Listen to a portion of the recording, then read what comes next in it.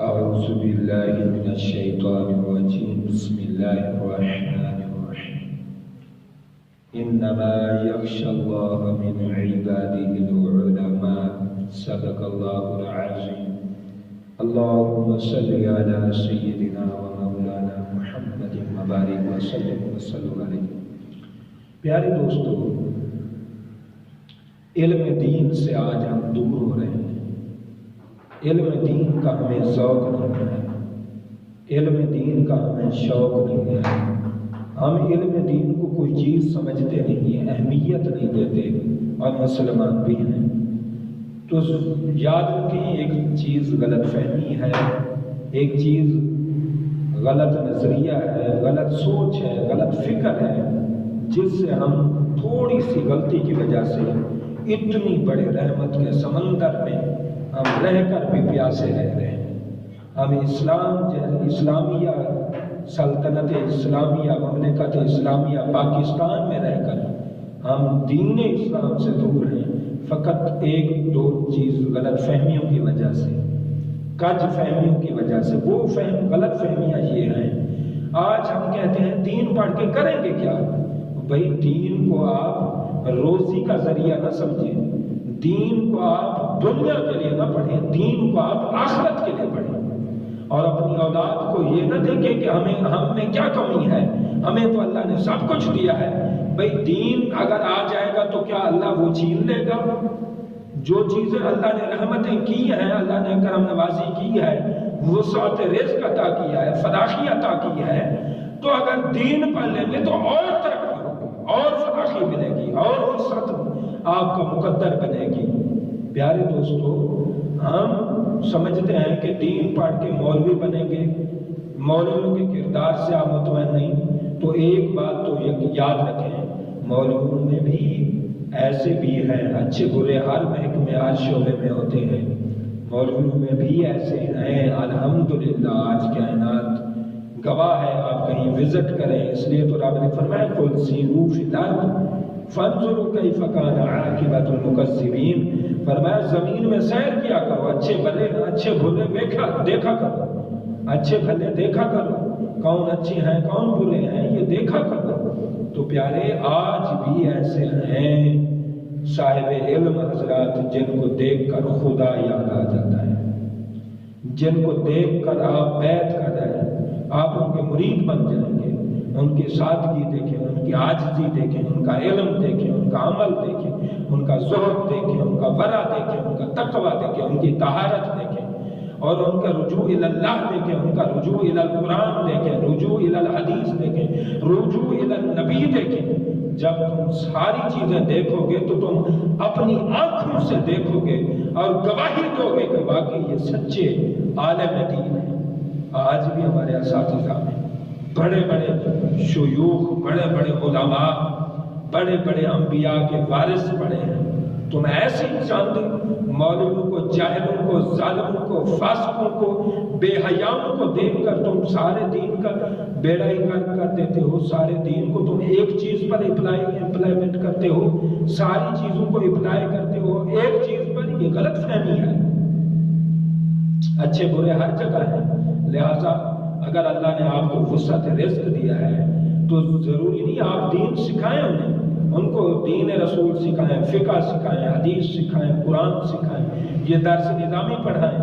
جب آپ یہ پڑھائیں گے، آپ کے بچے پیسے میں رہ کر پیسے کمائیں گے بھی دین کے مطابق، لگائیں گے بھی دین کے مطابق، تو دین کا فائدہ ہوگا. اگر دین کا کوئی عالم ہو، میرے حضور نے فرمایا 70 بندوں کی بخشش کرائے گا. کیا ہمیں بخشش نہیں چاہیے؟ کیا ہمیں دنیا چاہیے؟ دنیا میں جو ہم جاہل بھی دنیا گزار چکے ہیں، کیا جو پڑھا لکھا ہے وہ کیا بھوکا مر جائے گا؟ ہرگز ایسا نہیں. کسی کے ڈیرے پر اگر کوئی نوکری کرتا ہے تو چودھری اس کے لیے کھانا لے جاتا ہے. جو گھر میں اللہ کے دین کی مدد کرے اور دین کی نصرت کرے اور دین کی خدمت کرے، کیا اسے اللہ بھوک مارے گا؟ بالکل ایسا نہیں ہے، غلط فہمی ہے. اور دوسری بات، دین رسول کے بڑے فائدے ہیں. دین رسول کا سب سے بڑا فائدہ یہ ہے کہ جب بندہ اپنے شاگرد تیار کرتا ہے، بچوں کو پڑھاتا ہے، ٹیچرز کرتا ہے، ٹیچنگ کرتا ہے، جب بندہ پروفیشن ٹیچر بن جاتا ہے تو بچوں کو دین سکھاتا ہے، دین پڑھاتا ہے، اچھی باتیں سکھاتا ہے۔ جب وہ اچھی باتیں سکھا دیتا ہے پھر شاگرد اچھی باتوں کو پھیلاتے ہیں۔ آج دیکھیں استاد ہیں، پھر ان کے شاگرد بھی استاد بن چکے ہیں، پھر ان کے شاگرد بھی ٹیچر بن چکے ہیں۔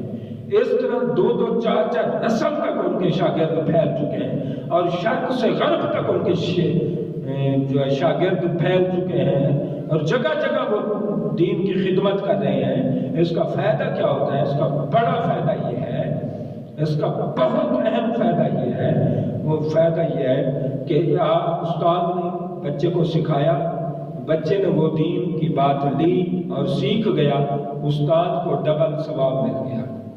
پھر جب استاد کے شاگرد جب سیکھیں گے استاد کو 4% ثواب ملے گا۔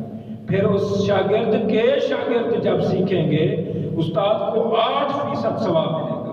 تو آپ اندازہ کریں جب آپ علم کا ایک بوٹا لگا جائیں جس سے شاگرد سے شاگرد سے شاگرد، اور یہ سلسلہ اور چین یہ برقرار رہے اور علم پوری دنیا میں پھیلے، اور کہاں کہاں تک تمہارے شاگرد پہنچے، شاگردوں کے شاگرد، شاگردوں کے شاگرد، شاگردوں کے شاگرد کہاں کہاں تک پھیل جائیں اور پہنچ جائیں اور دین رسول کو پھیلائیں اور حدیث رسول کا درس دیں اور تبلیغ کرائیں اور تعلیم دیں، تو کہاں کہاں تک تمہارے شاگرد پھیل گئے۔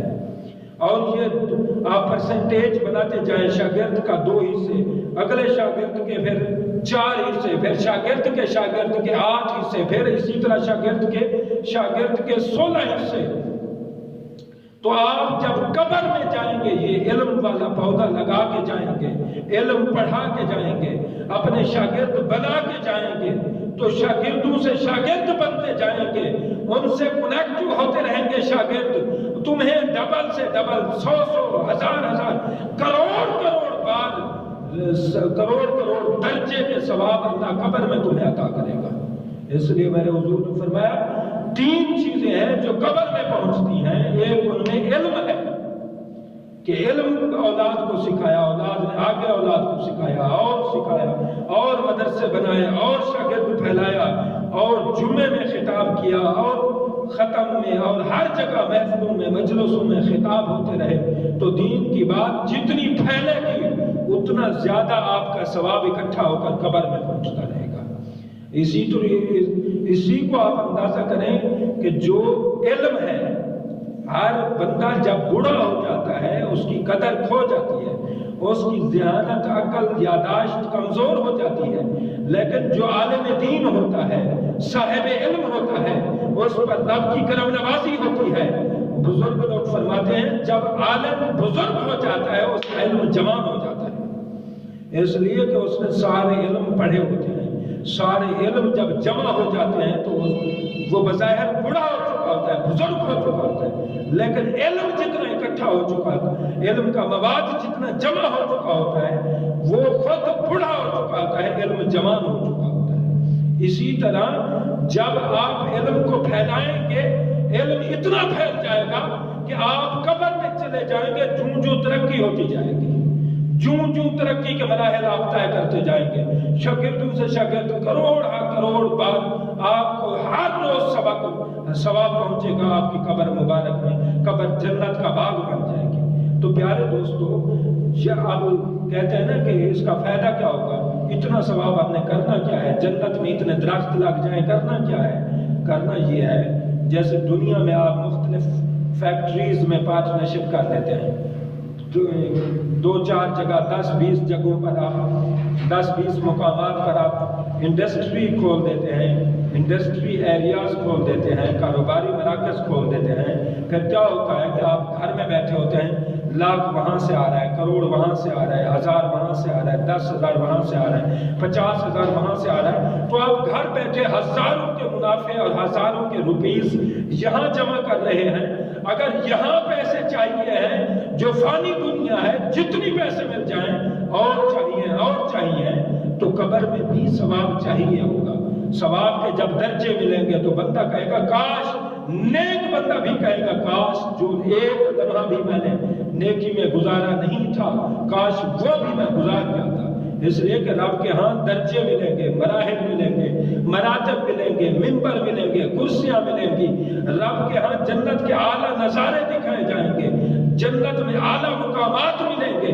جب جنت میں اعلیٰ شان ملے گی تو یہ چیزیں ضرورت بنیں گی۔ تو پیارے، جتنے بھی ہمارے اساتذہ قبلہ، ہمارے اساتذہ میں کافی اساتذہ یہاں اس دنیا سے فانی سے پردہ کر چکے ہیں، تو ان کی قبروں پر میں سوچتا ہوں جب تو خوش ہو جاتا ہوں اور دل میں مطمئن ہو جاتا ہوں، تسلی ہو جاتی ہے کہ انہوں نے محنت کی، 4 دن یہاں محنت کی، اسباق پڑھائے، دن رات عرق ریزی کی، رات کو جاگ کر مطالعہ کرتے اور صبح کو آ کر وہی علم شاگردوں کے ذہن میں منتقل کرتے اور ریفر کرتے تھے۔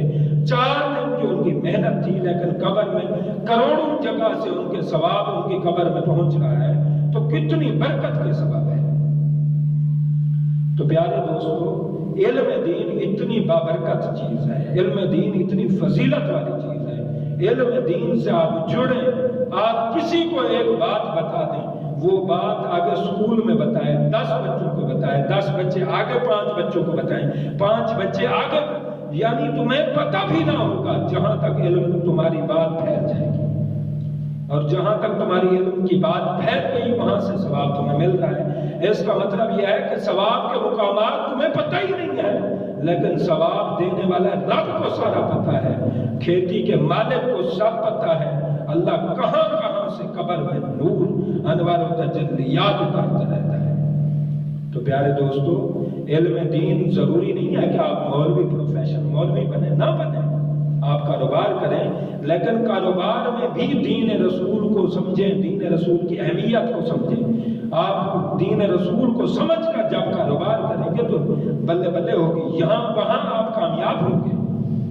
تو آخر میں یہ عرض کروں، میں الحمدللہ 2007 میں نے دورہ حدیث کیا شمس العلوم جامعہ رضویہ میں کراچی میں، لہٰذا میرا وہاں ان دنوں سے شوق ہے اور آج تک ہے، برقرار ہے۔ میرا پڑھانے کا شوق نہیں، عشق ہے، وجد ہے کہ میرا ذوق ہے، طلب بھی ہے، تڑپ بھی ہے۔ آپ پاکستان کہیں سے بھی پڑھنا چاہیں، فی سبیل اللہ آن لائن پڑھ سکتے ہیں، آن لائن آپ پڑھ سکتے ہیں۔ میرے جو ایڈریس ہے، پتہ ہے، وہ آپ کی سکرین پر ہوتا ہے، میری IOT آپ کھولیں، میرے آپ لیکچر سنیں، اس میں بھی ایڈریس ہوتا ہے، میرا فون نمبرز بھی لکھے ہیں۔ یہ آپ اگر تھوڑی سی بھی توجہ فرمائیں گے تو آپ مجھ تک پہنچ سکتے ہیں، کہیں سے بھی، پوری دنیا میں کہیں سے بھی کوئی کسی ٹائم پڑھنا چاہے، ٹائم فکس کر لیں گے میرے ساتھ، انشاءاللہ میں صرف دین رسول کی خدمت کے لیے، دین رسول کی عظمت کے لیے، آقا علیہ السلام کے دین کا درد رکھتے ہوئے، آقا علیہ السلام کی تعلیمات کو پھیلانے کا درد رکھتے ہوئے، جذبہ رکھتے ہوئے، میں آپ تک ایک ریکویسٹ کر رہا ہوں، ایک اپیل کر رہا ہوں کہ آپ جہاں سے بھی پڑھنا چاہیں، صرف اور نحو، پہلا میرا کورس ہے صرف اور نحو، آپ 3 مہینے انشاءاللہ پڑھیں، فقیر کی انشاءاللہ ذمہ داری ہوگی، اللہ رب العالمین کی رحمت پر امید کرتے ہوئے کہ انشاءاللہ آپ جب پڑھیں گے آپ کو مزہ بھی آئے گا، آپ کی صرف نحو مضبوط ہوگی۔ الصرف ام العلوم والنحو ابوها، صرف علوم کی ماں ہے، نحو علوم کا باپ ہے، لہذا پہلا میں نے جو سبجیکٹ اور سٹیپ اٹھایا ہے وہ ہے صرف اور نحو۔ آپ صرف اور نحو میں میری خدمات حاصل کر سکتے ہیں، مجھے خدمت کا موقع دے سکتے ہیں، کلاس میں، گھروں میں، کوئی بھی ہو، بچے پڑھنا چاہیں یا بچیاں پڑھنا چاہیں، ہماری بیٹیاں بھی پڑھنا چاہیں، انشاءاللہ ہمارے دروازے ہر ایک کے لیے کھلے ہیں، آن لائن ہم پڑھائیں گے انشاءاللہ۔